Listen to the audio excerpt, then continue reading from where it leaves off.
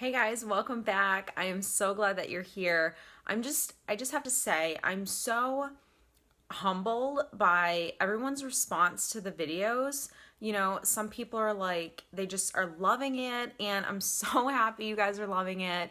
I'm so happy the channel's growing. I think it's so important to, when we're going through divorce, ending a relationship, heartbreak, just any of those things that we just have to go through in life. It's just so nice to have someone that understands what you're going through, and I'm just so incredibly blessed and thankful for all the amazing feedback that I'm getting on these videos. So thank you, thank you. Keep the comments and questions coming because it definitely gets me excited and motivated to make my next video. So inspired by a comment that someone actually left recently on one of my posts.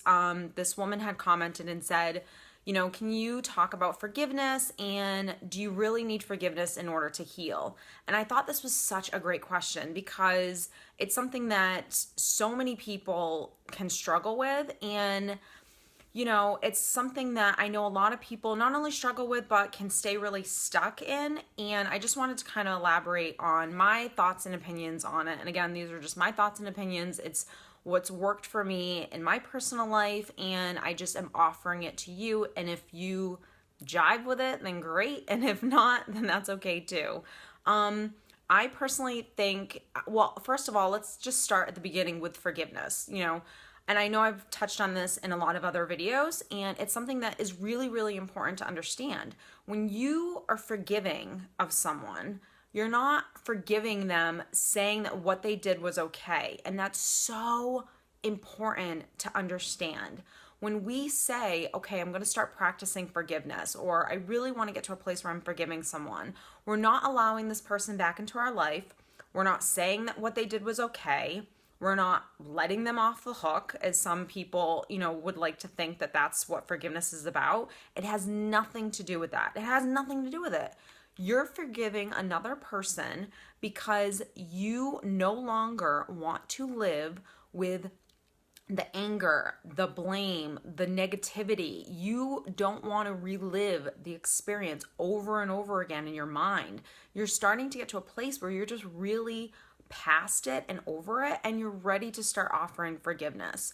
If something just happens to you, whether you just found out someone has cheated on you or is leaving you or someone lied to you, whatever the betrayal is, we can't just immediately start offering forgiveness. There's a process that we need to go through in order to get to that place of forgiveness. We have to go through a little bit of that anger and that blame and that the grief, all the phases of grief that we have to go through. And sometimes it's an emotional roller coaster. One day we're up, one day we're down, one day we're completely okay and we're over it, and the next day we're just not. And you have to be really, really patient with yourself throughout this process. You have to really love yourself. And a lot of the reasons why, I'm just going to fix the camera a little, a lot of the reasons why I talk so much about self-love is because it's so important. It helps you heal. It helps you survive what you've been through. It helps you thrive in your new life. It helps you, when I say thrive in your new life, I mean the self-love that you're practicing, that you're learning about, the self-development that you're working on within yourself. All of that stuff is the good stuff that you need to be able to say, you know what? I want to start a new career. You know what? I'm in a good spot. I want to start dating, and I want to attract a great, healthy person into my life. I want to motivate myself to get back to the gym, to maybe lose a couple pounds, to feel better about myself. Anything that you want to do in life, it starts with you first. It just does. It doesn't start with anyone else. So when I talk about self-love, I talk about it because it's so important towards this healing journey. It just is. You can't do it alone. You need YouTube and videos and coaches and friends and family to, of course, help you along the way. But at the end of the day, it's your responsibility to get to this place by yourself.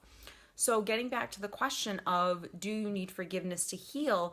I personally think it's something that you do need. And I think it's something that you need for yourself, not for the other person. We're not giving this to the other person. We're not walking up to the person saying, you know what, everything that you did to me, I forgive you. It was okay. All right, let's move on now. No, we're not doing that at all. We're forgiving the other person because we no longer want to live and replay the event over and over in our minds. We no longer want to stay in that negative, angry place. We're no longer blaming anyone else for why something happened to us.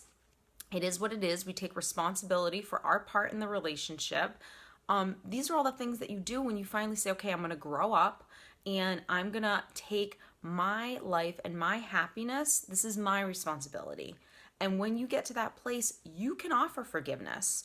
And sometimes it's tricky. It's not something that you can just snap your fingers and all of a sudden one day you forgive someone, especially if the people that you're hoping to forgive or looking to forgive are still in your day-to-day life or still in your life occasionally, and you have to see them. It's difficult at times, but I do think that it is hugely important towards healing, towards surviving what you've been through, because that's the self-loving part.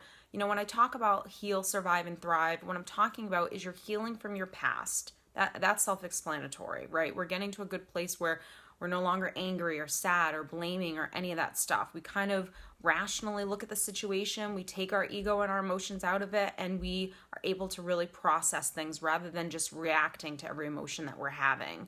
We're starting to master our emotions. When I talk about surviving, I'm talking about this is the point where we get to a really healthy, self-loving place within ourselves.